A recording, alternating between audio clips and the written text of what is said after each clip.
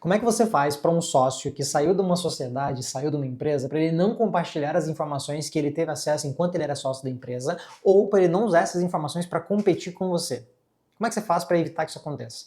Existem duas cláusulas dentro dos documentos societários de uma empresa, dos contratos societários, que vão tratar justamente disso, que vão viabilizar que a sua empresa tenha segurança de que, na eventual saída de um sócio, ele não vai pegar as informações que ele aprendeu lá dentro, que ele capturou, arquivos, documentos, clientes, informações estratégicas, segredos industriais.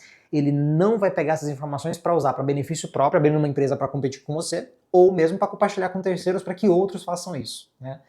A cláusula de não concorrência ou não compete, a cláusula de confidencialidade servem para isso. São cláusulas que protegem as informações relevantes e criam uma barreira de entrada para que essa pessoa, durante algum período de tempo, não venha concorrer com você. Isso é muito importante, né? Se você parar para pensar, todo mundo que está numa sociedade empresarial, numa empresa, tem acesso a informações. Ela está muito próxima do direcionamento estratégico da companhia. Ela está muito próxima da ambição, dos erros que já foram cometidos, das informações estratégicas, dos detalhes sensíveis. Tudo isso está envolvido ali. É direito do sócio, inclusive, ter acesso a essas informações. Agora, se ele sai da sociedade, como é que você faz para evitar que ele compartilhe isso com alguém ou que ele use isso para benefício próprio? Essas cláusulas servem justamente para isso. Como o próprio nome diz, a cláusula de não concorrência diz que ele não pode concorrer com a sua empresa, com o negócio do qual ele faz parte até o momento em que ele sai. Isso é a cláusula de não concorrência. E a cláusula de confidencialidade, ou cláusula de sigilo, o non-disclosure, é uma cláusula que evita que ele possa compartilhar essas informações com terceiros durante um período de tempo específico. Aí vem as grandes pegadinhas dessas duas cláusulas, e eu trouxe esse tema para você justamente por isso. É bem intuitivo, né? Não concorrência, confidencialidade, está muito claro. Eu vou usar essas cláusulas para impedir que ele compartilhe informações e que ele concorra comigo. Mas onde é que está a pegadinha? Que muita gente acha que você pode fazer cláusulas de forma irrestrita, com prazos ad eterno, né? Prazos intermináveis, com limites territoriais mal estabelecidos, às vezes nem estabelece, com abrangência muito alta. Então não existe uma especificidade. Não existe algo que é específico para categorizar o que é uma informação confidencial ou o que é concorrência. Então, um erro muito clássico, colocar o sócio retirante não pode concorrer com a sociedade. Ah, mas o que é concorrer com a sociedade? Porque é importante definir. Uma empresa ela pode mudar de direcionamento. Se ela mudar um ano depois de direcionamento e, consequentemente, aquele sócio está fazendo exatamente aquilo. Quando ele era sócio, aquilo não estava sendo feito. Então, ele não tem culpa de ter feito isso depois. Se você mudou a direção e foi para o lado que ele está fazendo. Até é você que está usando o benchmark dele para fazer isso. Então, é importante estabelecer de forma expressa o que é a atividade da companhia, o que é a atividade da empresa, quais são as atividades que se consideram concorrência. Sei lá, aplicativo de namoro, é um software de automação, é um CRM, é um serviço específico que é prestado com uma metodologia única. Estabeleça de forma expressa, coloque isso no contrato. Não deixe aberto, tá? Coloque ali, até se você hoje eu não faço tal coisa, mas eu pretendo fazer nos próximos 2 anos. Coloque essa atividade, não tem problema. Se ele assinar, tá tudo bem. Você não pode deixar de forma ilimitada, irrestrita. Então, definir de forma expressa a atividade que é considerada concorrência é muito importante. Outra coisa, o limite territorial. Essa não concorrência é no Brasil, é no estado onde você está hoje, é na América Latina, é no mundo todo. Onde é que se considera concorrência? Porque se ele está abrindo uma empresa lá no Japão, é difícil você dizer que ele está concorrendo contigo. Exceto se você tem uma unidade no Japão, se você atende aquele público. Do contrário, se o cara sai daqui e vai abrir uma empresa no Japão, você concorda que não tem concorrência? Você está só querendo impedir que ele abra uma empresa? Então, se você não estabelecer limites territoriais, a cláusula fica abrangente e você aumenta as chances dela ser derrubada judicialmente depois. Então, estabeleça limite territorial. E, por fim, limite temporal. Por quanto tempo? Não dá para ser indefinido. E não dá para ser um prazo muito longo, né? Às vezes tem gente que... Eu já tive casos de clientes que chegou pra gente aqui, coloca que ele não pode concorrer comigo durante 20 anos. Eu falei, que isso, cara? Mas 20 anos, você não sabe nem se vai estar vivo em 20 anos. É muito tempo, né? Em 20 anos o mercado mudou muito. Imagina, se você olhar 20 anos atrás, a gente estava em 2006. Mudou muito o mercado desde então. A gente não tinha, sei lá, nem Instagram, a gente não tinha WhatsApp, a gente não tinha o que a gente tem hoje, blockchain, inteligência artificial, cara, olha só. Então as coisas mudam muito rápido, em um período de tempo muito curto, né? Na prática, é importante definir um tempo razoável. Geralmente é de 2 a 5 anos, um período razoável, porque em 2 anos é o tempo de você já ter amadurecido o seu projeto, sua empresa, ao ponto de, se ele daqui 2 anos abrir uma empresa igual a sua, ele vai ter que comer muita areia, porque você já teve um tempo de maturidade que ele não participou. Então ele pode até abrir, mas ele não vai conseguir concorrer. Você tem que ter alguma segurança no seu negócio, né? Então é importante definir esse tempo ali dentro da cláusula de não concorrência. Algo parecido se aplica à cláusula de confidencialidade. Confidencialidade, você estabelece quais são as informações de forma expressa que se consideram confidenciais. Não dá para colocar que tudo é confidencial, né? Até porque tem informações que você torna públicas, eventualmente. Se você tornou uma informação pública porque você quis tornar, ela deixa de ser confidencial, ainda que antes ela fosse. Às vezes ela era confidencial antes, você tornou pública, quando você torna a informação pública, ela deixa de ser confidencial, portanto ele já está liberado para falar daquilo com quem ele quiser.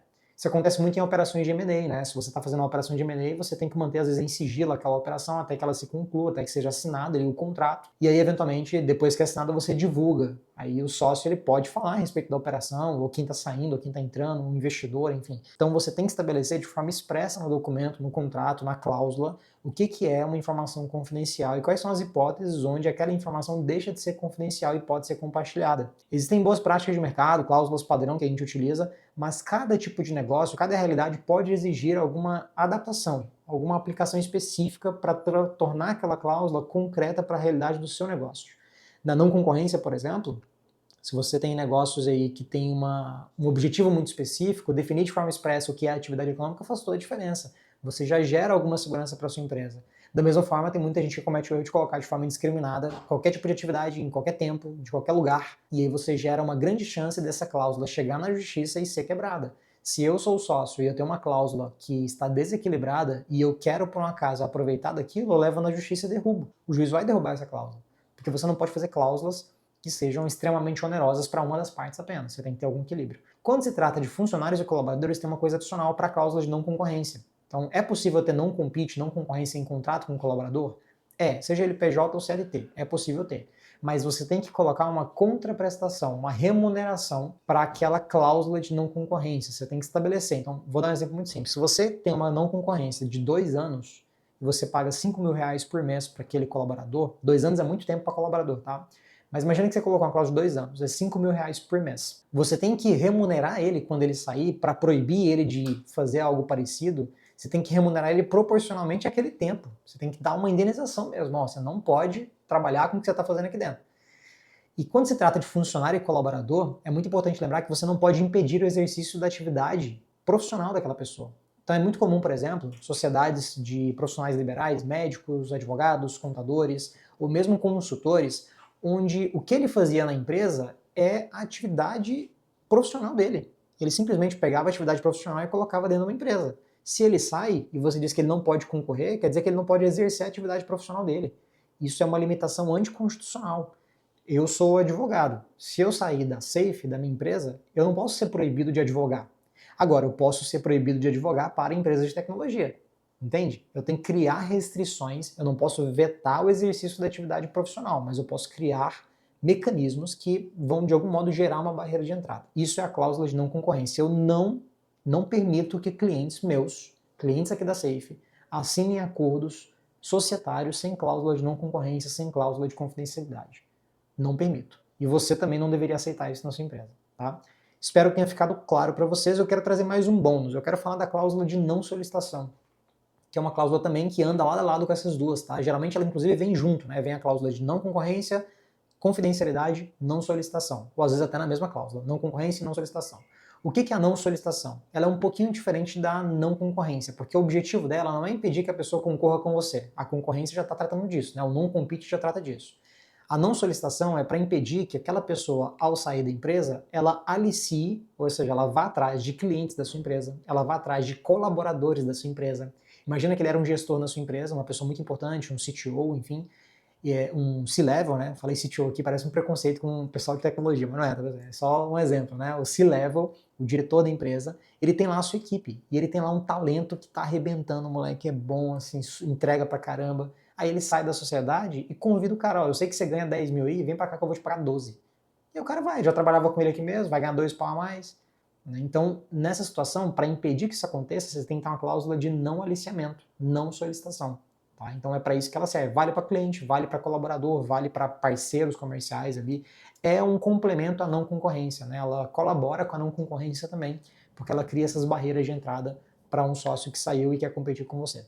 Essa é a realidade dessas 3 cláusulas. Eu queria trazer para vocês algo um pouco mais didático para entender na prática como é que elas funcionam. Espero que tenha ficado claro. Qualquer dúvida, deixa nos comentários. A gente está aqui para ajudar vocês, esclarecer esses pontos e ajudar você a cuidar do seu negócio.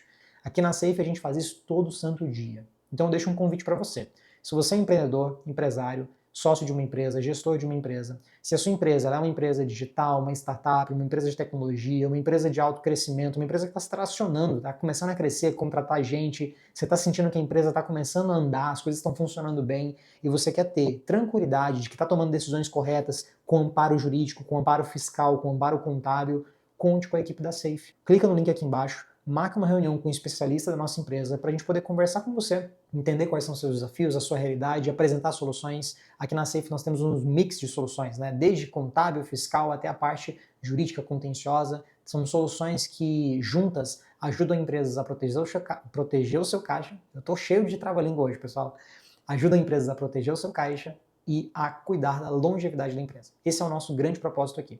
Se esse vídeo foi útil para você, não se esquece de deixar o seu like para chegar a mais pessoas, se inscreve aqui no canal para ver mais vídeos como esse e nós nos vemos no nosso próximo vídeo. Muito obrigado pela sua audiência.